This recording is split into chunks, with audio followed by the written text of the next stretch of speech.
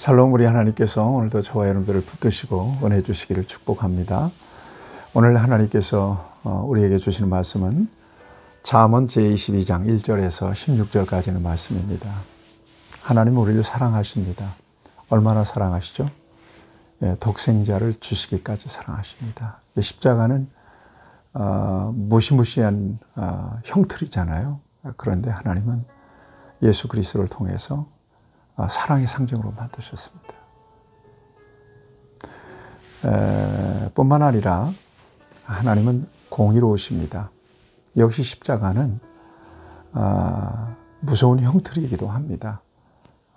죄인들을 달아 죽이죠. 잔인한 사형틀입니다. 왜 예수님이 거기서 달리셨을까요?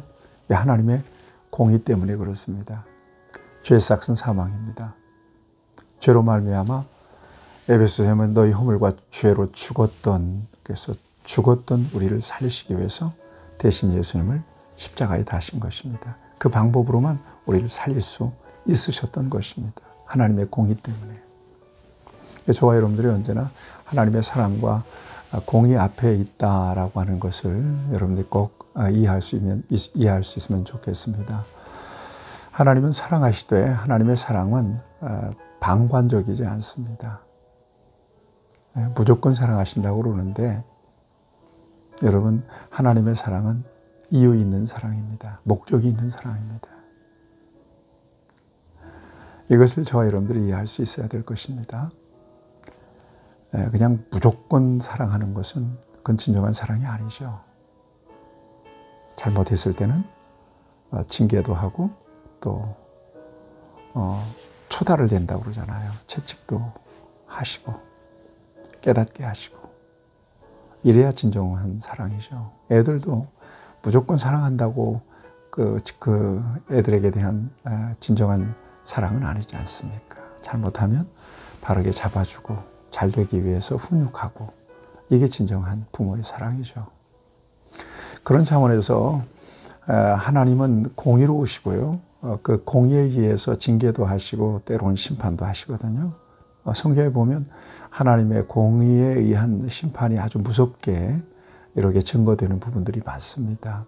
그런데 앞뒤 맥락 모든 정황들을 쭉 살펴서 그 징계의 장면들을 보면 하나님의 더 깊은 사랑이 그 징계 속에 있어요. 그렇습니다. 다시 말하면 하나님이 사랑하시기 때문에 징계도 하시는 거예요. 그런 차원에서 오늘 저와 여러분들이 오늘 본문을 보실 수 있으면 참 좋겠습니다. 여러분, 이 땅에서 믿음으로 살아갈 때 하나님은 가장 좋은 것으로 복을 주십니다. 불신앙 가운데서 하나님 없이 살아가는 사람 잘 되는 것 같아. 근데 그 하나님께로부터 온 게 아니거든요. 결국 그것들로 인하여 어려움을 겪고 곤란을 겪는 경우들이 꽤 많습니다. 진정한 복은 뭐냐? 하나님 안에서 주어지는 것들입니다.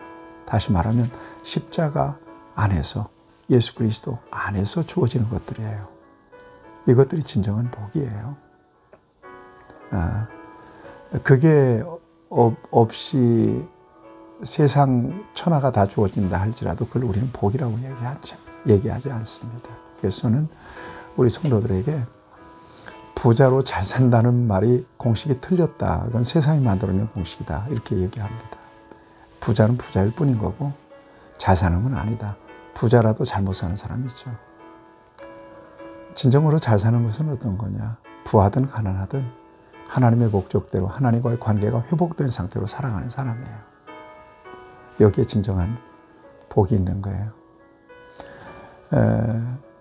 그런 사람이 세상에서 부유하다면 두말할 것 없이 좋죠. 그야말로 부자로 잘 사는 사람이 되죠. 잘 살고 부자가 되는 것이 중요합니다. 부자로 잘 사는 것보다 잘 살고 부자가 되는 거죠. 하나님과의 관계가 회복되고 부유하게 사는 것 너무나 중요하죠. 서론이 많이 길었는데요. 오늘 본문 말씀을 보세요. 다 하나님께서 주시는 것들이에요. 자, 1절 말씀 보세요. 많은 재물보다 명예를 택할 것이요 은이나 금보다 은총을 더욱 택할 것이니라 그랬습니다. 물리적인 가치보다도 은총을 더욱 택할 것이다. 하나님 주시는 은총, 하나님과의 관계 속에서 쓸 수 있는 말입니다. 이게 은총입니다. 다른 말로 하면 은혜죠. 은혜가 더 물질보다 중요하다, 귀하다 이렇게 되어 있습니다. 특별히 여러분 4절 말씀은 우리가 익히 너무나 잘 아는 말씀이죠. 겸손과 여호와를 경외함의 보상은 재물과 영광과 생명이니라 그랬습니다. 다 보상으로 하나님 주시는 것입니다. 어떤 사람에게 겸손한 자, 여호와를 경외하는 사람, 또 여호와를 경외하는 사람, 겸손한 사람. 하나님을 경외하면 겸손할 수밖에 없는 거고요. 또 겸손한 사람이 하나님을 경외할 수 있는 사람입니다. 이런 사람들에게 하나님께서는 보상해 주신다. 어떤 거예요? 재물, 영광, 생명. 재물과 영광과 생명. 이거 정말 세상에 살아가는 데 있어서 최고의 가치들 아닙니까? 이게 다 하나님께로부터 오는 거예요. 하나님이 주시는 거예요. 여러분 하나님께서 이것들을 주시기를 바랍니다. 그러려면 어떻게 해야 돼요? 하나님을 경외해야 돼요. 하나님을 바라보고 겸손해야 돼요. 여러분 신명기 28장에 보면 들어가도 나가도 복이 있을 것이다. 좋아하시잖아요. 이게 전부 다 하나님이 주시는 것들이에요. 하나님께로부터 오는 것들이에요. 그렇다면 저와 여러분들이 받을 만한 그릇을 준비해야 되죠. 이게 하나님을 경외하는 믿음과 겸손입니다. 여기 하나님께서는 재물과 영광과 생명을 담아주시죠. 풍성하게. 그렇게 누리시는 여러분들이 되기를 축복합니다. 저는 그런 분들을 신앙생활을 하면서 여럿 봤어요. 어쩌면 저렇게 하나님을 진실하게 섬기면서 저렇게 세상적으로도 잘되고 형통한 삶을 살까? 저렇게 아름다운 믿음의 가문을 이룰까? 찾아보면 주변에 있습니다. 부러워해야 됩니다. 사모해야 되고요. 그런 복을 내게도 주십시오. 기도할 수 있어야 될 것입니다. 5절에 보면 패역한 자의 길에는 가시와 올무가 있나니 영혼을 지키는 자는 이를 멀리하느냐 그랬거든요. 패역한 길. 패역한 길이라고 하는 것은 그야말로 하나님께서 싫어하시고 인정하시지 않는 길에서 살아가는 사람입니다. 가시와 올무가 있다는 것은 고생이 있다는 얘기예요. 멀리 멀리 갔더니 저량하고 오나요? 이렇게 되는 거잖아요. 그래서 그렇게 인생의 전반부를 다 광야를 가시밭길을 걸고 돌아오다가 나중에 전부여 의지 없어서 손 들고 옵니다. 손 들고 항복하고 들어오는 거죠. 예, 그제라도 돌아오면 복이죠. 예, 여러분, 주님을 믿음으로 살아가는 여러분들, 그 믿음이 복인 줄 알고요. 여러분 최선을 다해서 하나님 섬기세요. 하나님 경외하세요. 거기에 집중해 보세요.